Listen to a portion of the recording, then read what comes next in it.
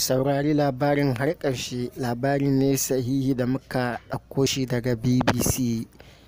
Saurare lafiya. Masana kimiyyar haƙar kayan tarihi 'yan ƙasar Isra'ila sun gano wani rinin launin shuni wanda aka fi sani da purple a jikin wani ƙyalle da aka bayyana tun na zamanin annabi Dauda ne alaihi salam. An bayyana cewa darajar wannan launi ta fi ta zinari,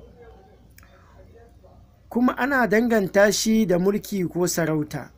Wannan shine karin farko da aka samu ƙyallen tufafi mai irin wannan launi da ya samo asali a wancan zamanin a yankin. Wani ƙwararre a cibiyar lura da kayan tarihi ta Isra'ila, Dr. Nama Sudkenik, ya danganta shi da gagarumi kuma muhimmin abun da aka taɓa ganowa aka taɓa yi.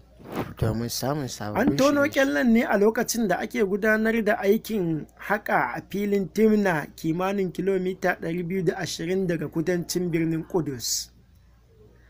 A cibiyar adana kayan tarihi ana danganta kaya masu launin shanshan bale wato purple da sarauta ko mulki ko malinta, in ji Dr. Sukenik.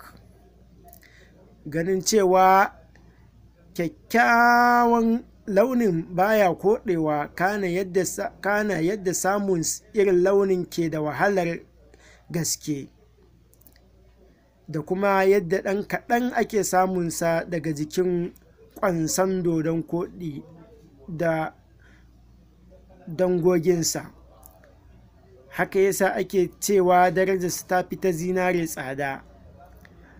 An ambaci launin shuni ko shanshan bale a cikin Yahudawa da na Bible da suka hada da rigunan da annabi Dawuda da annabi Suleimanu da kuma annabi Isa suka saka.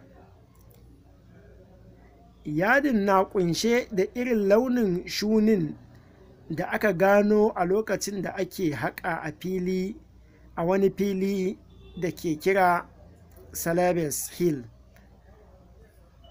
Ba tare da ɓata lokaci ba, launin ya ja hankalin jama'a, amma mun cika da mamaki cewa da gaske mun samu launin nan. Subscribe domin samun ƙayatattun shirye-shirye irin waɗannan da ma wasansu.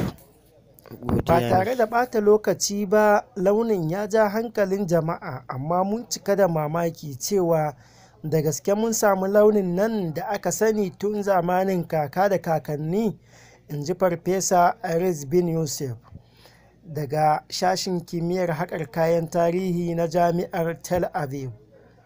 Kafin zuwan wannan zamani, akan samu irin wannan launi ne daga jikin ƙwansan dodon koɗi da halittu nangoginsa, kuma wasu burbushin aikin ginin tukwane, amma ba a jikin tufafin da aka runa ba. Sakamakon binciken lokacin wannan kyalle ya nuna cewa tun daga kimanin shekara 1000 kafin haihuwar annabi Isa, a daidai lokacin mulkin annabi Dauda alaihi salam, sai kuma na ɗansa annabi Suleimanu alaihi salam.